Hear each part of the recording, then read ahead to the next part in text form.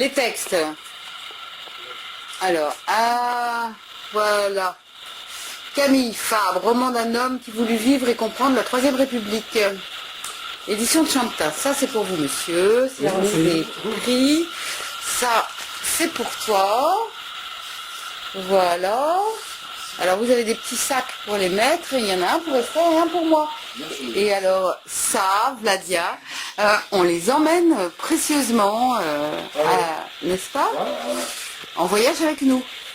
Et d'ici là, tu peux te familiariser avec les textes. Nous allons te dire les étapes de l'itinéraire que nous avons mis au point patiemment. Et comme ça, tu pourras trouver les passages qui se rapportent au lieu où nous allons aller. D'accord. Voilà, pour te préparer aux lectures. Et il y aura le stage de toute façon pour s'entraîner. Voilà. C'est un livre d'aventure d'une vie et de réflexion sur l'histoire des hommes, doublé d'analyse politique. Avec nos lectures in situ, nous allons relier le livre avec les événements de cette vie qui correspondent à un secteur géographique. Oh, les aventuriers là. Esther, Dani, Vladia, je vais énoncer le programme de l'été.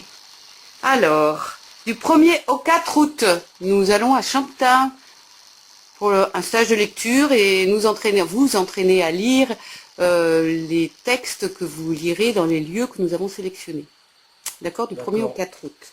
Le 5 août, nous commençons avec une lecture publique à Saint-Amand-Montrond. Merci Dani. Chez les amis de Louis Lecoing. Voilà. Nous lirons à 18 h. Et le 6 et le 7, nous ne quittons pas Saint-Amand puisque nous réalisons une petite vidéo sur Louis Lecoing, le pacifiste. Ensuite, le 8, nous allons à Ussel. Nous revenons à notre Camille Fabre et nous allons voir Ussel, le lieu où il est né et le lieu aussi de sa première prison qui était la gendarmerie où il est né. Voilà. Donc en 1874. Le 9 août, nous nous rendons à Buja, en Corrèze également, pour voir l'église qu'il a cambriolée. Il y a eu le séjour en prison. Voilà, et une condamnation à 10 ans de prison. Le 10 août, nous faisons le trajet jusqu'à Aurillac et nous prenons la direction des Ternes pour faire une vidéo le 11 août aux Ternes, donc, où se trouve le noviciat. Voilà, puisqu'il a été novice à l'âge de 12 ans. Le 12 août, d'année, nous remontons vers Clermont, voilà, pour une lecture publique à la librairie Les Volcans à 17 h, 80 boulevard François Mitterrand. Et le 13 août, nous nous rendons à Riom pour chercher cette fameuse prison et lire encore des textes fabuleux. Fabuleux. Pourquoi cette révolte contre la religion? Cette révolte contre la religion, il a compris que l'Église, dont le dogme prône la soumission et l'acceptation de sa pauvreté, n'est pas du côté du peuple. Mais tant qu'il a vécu au sein de la communauté, il a connu l'égalité et le partage. D'accord. Et quand est-ce que... Enfin, qu'est-ce qui le fait quitter l'église?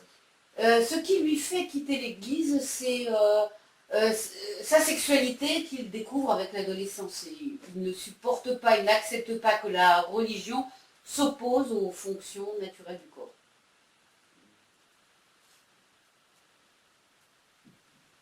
Et que se passe-t-il ensuite? Et ensuite, il découvre la pauvreté. Sa mère meurt de misère à Paris, où il est domestique. Et lui et son frère Henri deviennent vagabonds et survivent grâce au colportage, surtout dans le Massif central. Lui attend la majorité, pour s'engager dans l'armée. Il ira à Toulon, et c'est là, à Toulon, qu'il deviendra anarchiste. Donc après l'église, il s'engage dans l'armée. Oui. Donc il rentre dans deux systèmes fondés sur l'abnégation de l'individu, quoi. Oui, tout à fait, où l'homme est pris en charge et conditionné.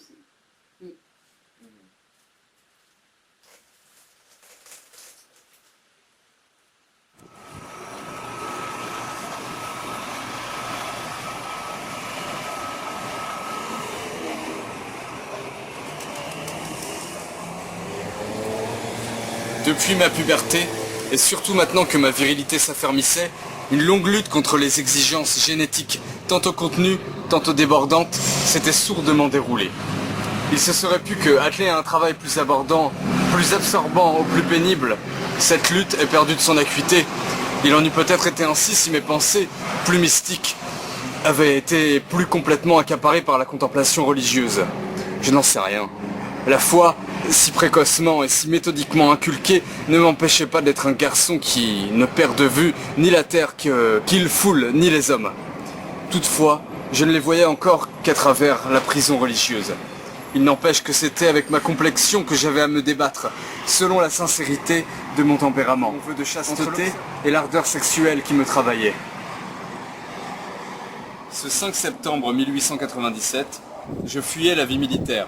Comme en la journée d'août 1892, j'avais fui la vie religieuse. Aujourd'hui comme hier, je m'en allais dans le plus complet dénuement, porteur d'un uniforme usagé, prohibé aux civils que j'allais rejoindre. Mais cette fois-ci, ma feuille de route payait mon voyage. Avec elle, j'avais reçu 3 francs d'indemnité qui devaient pourvoir à ma nourriture. Selon l'expression militaire, je rentrais dans mon foyer. J'avais indiqué qu'il était à Rodez, ce foyer impossible à situer. Voici pourquoi j'avais écrit au fournisseur de thé suisse, qui m'a appris que la dernière commande passée par mon frère datait de plusieurs mois et provenait d'une localité de l'Auvergne. C'est pourquoi je roulais vers ce département dans l'espoir d'y retrouver Henri, le seul être au monde qui put me doter une fois encore d'un vêtement civil et me donner le viatique indispensable, soit en argent, soit en marchandises, pour reprendre l'unique occupation à ma portée qui m'assurerait le pain quotidien. Il s'agissait de tomber sur la piste du frangin et de la suivre sans différer jusqu'au gîte. Blotti dans un coin du wagon, je comparais aujourd'hui à hier. En dépit de mes incertitudes quant au lendemain, je fis cette comparaison posément, gaiement, voire euphorique. 5 ans auparavant, j'avais bien éprouvé aussi une sensation de délivrance, mais aujourd'hui cette délivrance m'était plus vivante. Je fuyais un milieu devenu odieux par les souffrances endurées, les dangers encourus. Lors de la première libération, il n'avait été question que de me soustraire à une emprise mentale envahissante, cheminant en moi sans le concours des moyens brutaux et coercitifs du régiment. Certes, la persuasion avait été pour moi un moyen plus périlleux que la coercition, par ses chances plus grandes d'absorber mon existence. M'en dégageant, je n'avais éprouvé qu'une répugnance naturelle contre ce que je considérais comme une folle tentative de vouloir atrophier ou paralyser un de nos organes, bien que nous le tenions aussi du bon Dieu. Cette improbation mise à part, je n'avais éprouvé aucun ressentiment précis et sérieux contre la communauté elle-même. J'y avais vécu dans la confraternité, la solidarité, la communauté d'aspiration et d'intérêt. Jamais, parmi les frères, je n'avais eu la moindre impression d'être l'idiot, le paria ou le cerf qu'on délaisse ou manie à son gré. Je n'avais jamais perçu chez les frères, quoi que ce fût qui pouvait me faire penser que mon droit et mes moyens de vivre n'étaient pas les mêmes que ceux de tout autre, ni que je ne participasse pas dans la même mesure et au même titre que quiconque à la communauté, à la patrie, à l'humanité.